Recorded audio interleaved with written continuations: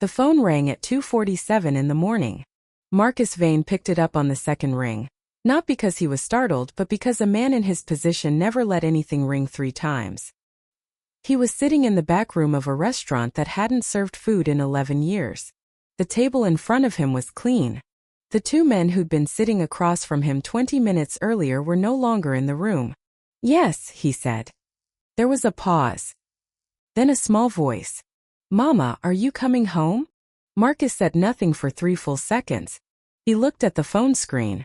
The number was unfamiliar, local, nothing special. He put the phone back to his ear. "You have the wrong number," he said. He should have hung up. Any reasonable person would have.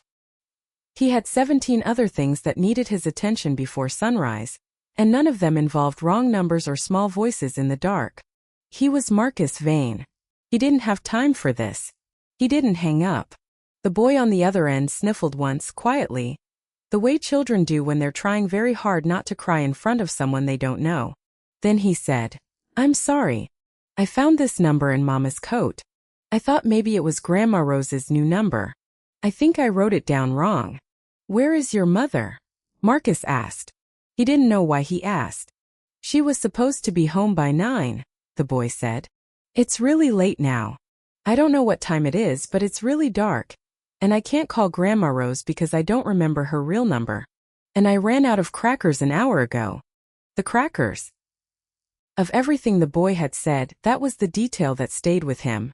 Not the fear, not the hours of waiting, not the missing mother, the crackers.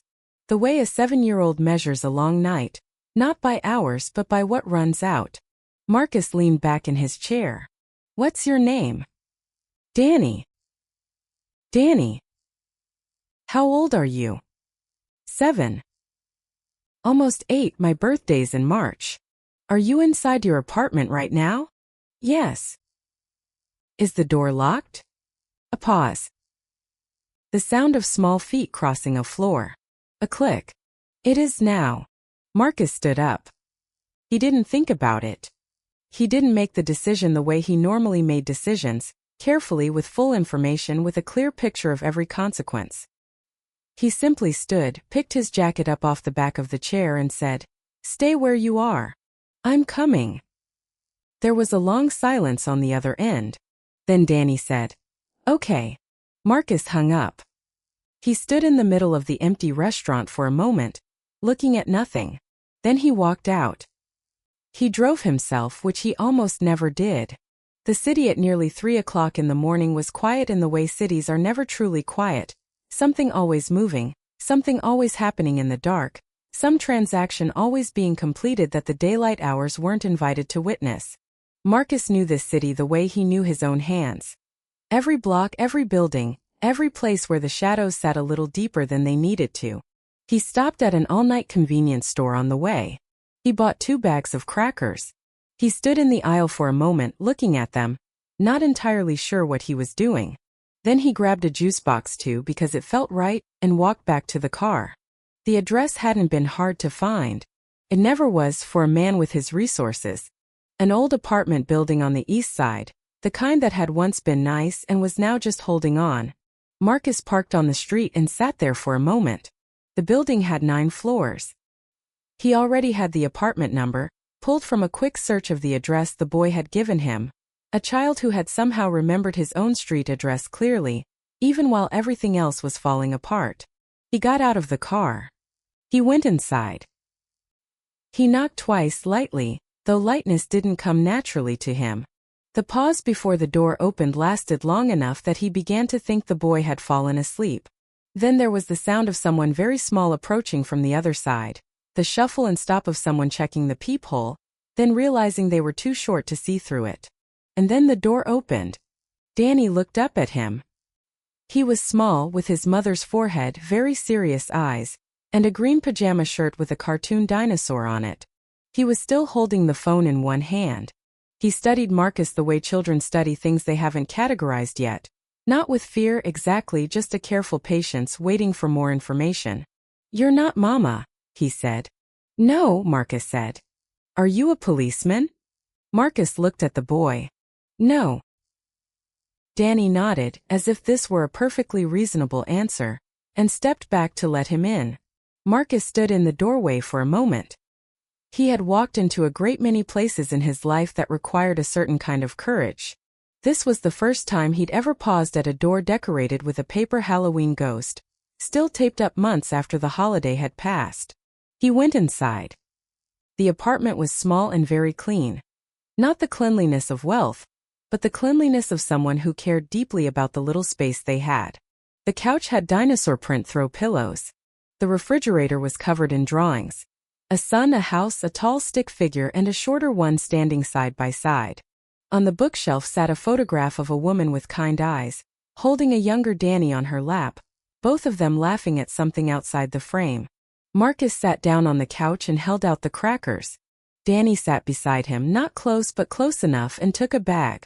He opened it with both hands and ate methodically, the way hungry children do when they've been waiting a long time and have finally stopped pretending they aren't. After a minute, he looked up at Marcus. "My mama says not to let strangers inside," he said. "But you came when I called. So maybe you're not a stranger." Marcus looked at the wall across from him. "Your mama's right," he said. "You should be careful." "Are you careful?" Danny asked. "Always," Marcus said. Danny considered this, then went back to his crackers. They waited.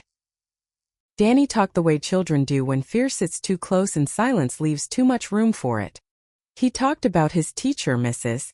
Ellison, who had a very loud laugh and read to the class after lunch every day, using a different voice for every character.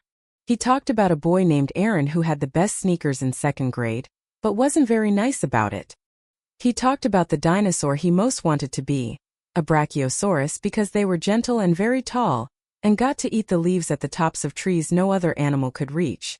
"They weren't scary at all," Danny said.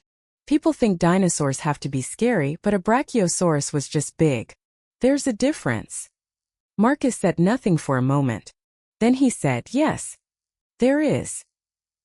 Somewhere between the story about Mrs.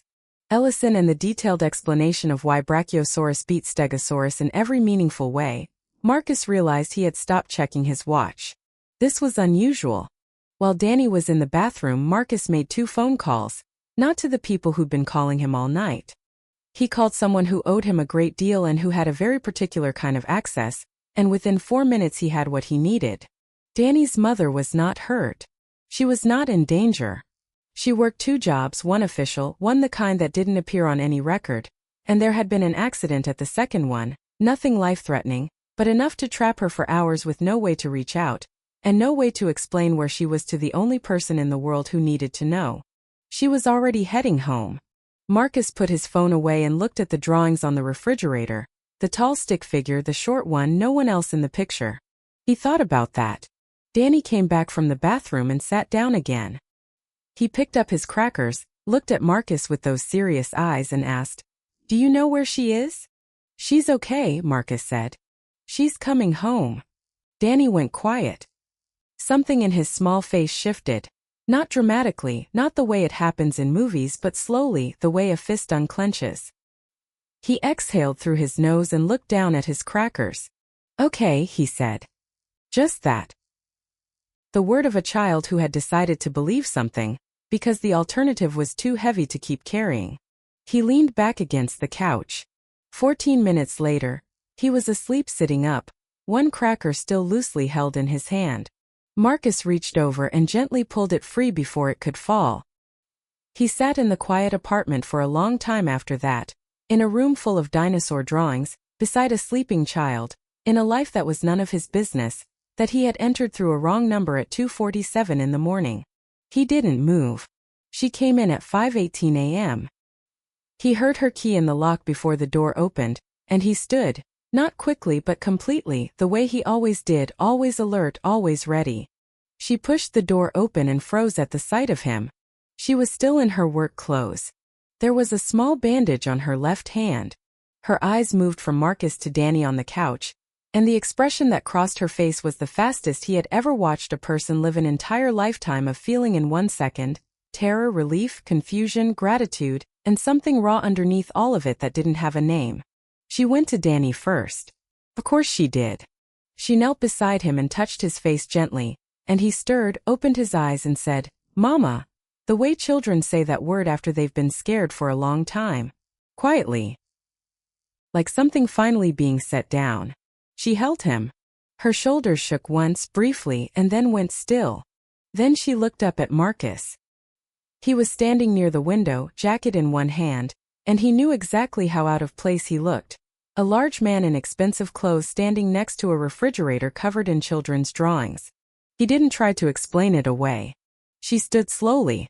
"Who are you?" Her voice was quiet. Not frightened exactly. More the way someone sounds when they're carefully weighing several possible responses and haven't landed on one yet. "Danny called my number by accident," Marcus said. He was looking for his grandmother. She looked at her son, already fallen back asleep against the couch cushion. She looked at the crackers on the coffee table. She looked at Marcus. "You stayed," she said. Not a question, something she needed to say out loud to be sure it was real. "He asked me to come," Marcus said.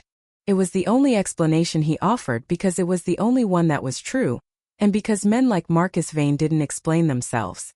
But this particular truth felt like it deserved to be said plainly, without decoration. She looked at him for a long moment. Her eyes were the same shape as Danny's, that same careful quality, that same patience, waiting for more information before deciding what something meant. Then she said, "Thank you."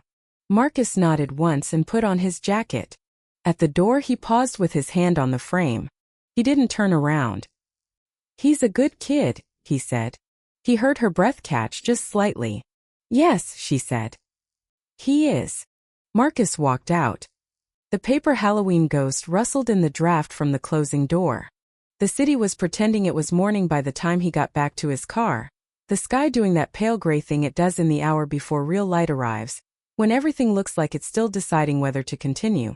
Marcus sat in the driver's seat and didn't start the engine right away. His phone had 19 missed calls now. There were decisions waiting for him, consequences from the night that needed his attention. A long chain of events he'd set in motion months ago that were now reaching their conclusions without him there to manage them. By any standard he'd ever held himself to, this was not acceptable. A man in his position couldn't disappear for 2 hours without the whole structure feeling it. He knew all of this. He sat in the car anyway. He thought about a boy who had measured a long, frightening night by the crackers that ran out.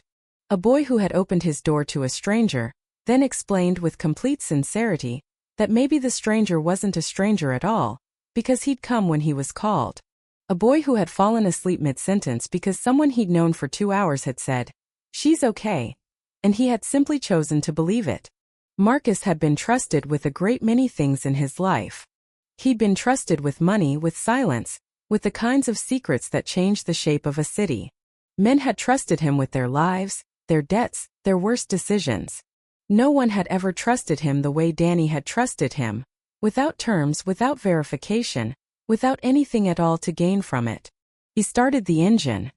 Somewhere across the city, in a small apartment with dinosaur pillows and refrigerator drawings, a boy was waking up next to his mother. He would probably tell her everything, about the wait, about the crackers, about the man who had come and sat with him on the couch and listened to everything he had to say about brachiosauruses and Mrs. Ellison without once looking at his phone. He would probably say something like, he was quiet. But not scary quiet. Just quiet. Marcus pulled away from the curb. The city opened up around him, gray and familiar, full of its long history of things done in the dark, and he moved through it the way he always had, smoothly, without hurry, without looking like a man who had just done something he didn't have a word for. He drove. The crackers had cost $4.12. He couldn't explain why that felt like the most important thing he'd spent money on in years.